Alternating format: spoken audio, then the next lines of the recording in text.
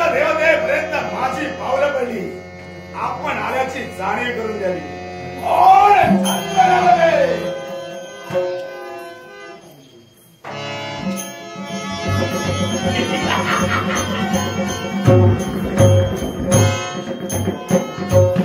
ना कधी पाहिली ना कधी देखिली अशी व्यक्ती कोण आपण?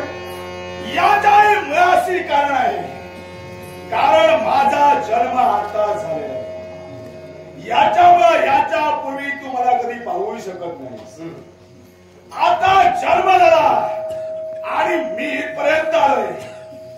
मी दुसरा तिसरा कोणी नसून चौथा पाचवा आपतेष्ट मंडळी पैकीच आहे. कोणापैकी? कोणापैकी?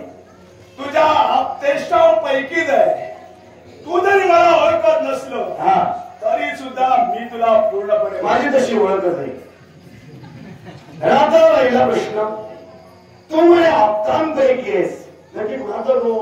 प्रजापती दक्ष यांचा पुत्र राजक्षमा अशी माझ्या घराला संज्ञा. म्हणजे माझा मेहुणा आणि तुम्ही माझे भाऊजी. नमस्कार कर मला. नमस्कार देवा.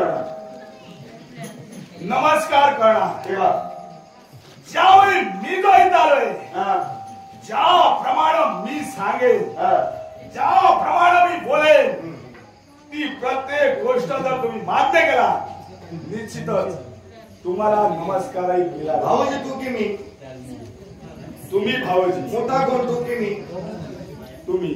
मग मोठा सांगेल तसं ऐकावं की लहानाला सांगितलं ऐकावं? निश्चितच. निश्चितच नको. काय ते सांग.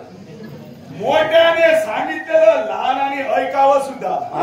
पण केव्हा केव्हा वेळ अशी येते की लहानांना मोठ्यांना समजावण्याची वेळ. अरे आता जन्म झाला आणि समजावायला फिरतोयस. तुला आधी काहीतरी समजतं? हे विश्वामध्ये काय? माझा जन्म जरी आता झाला तरी सुद्धा माझा बाप थोर आहे. तुझा बाप थोर आहे आणि ज्या बापानं मला जन्माला घातलंय त्या बापाने या विश्वाचं पूर्णत्व ज्ञान मला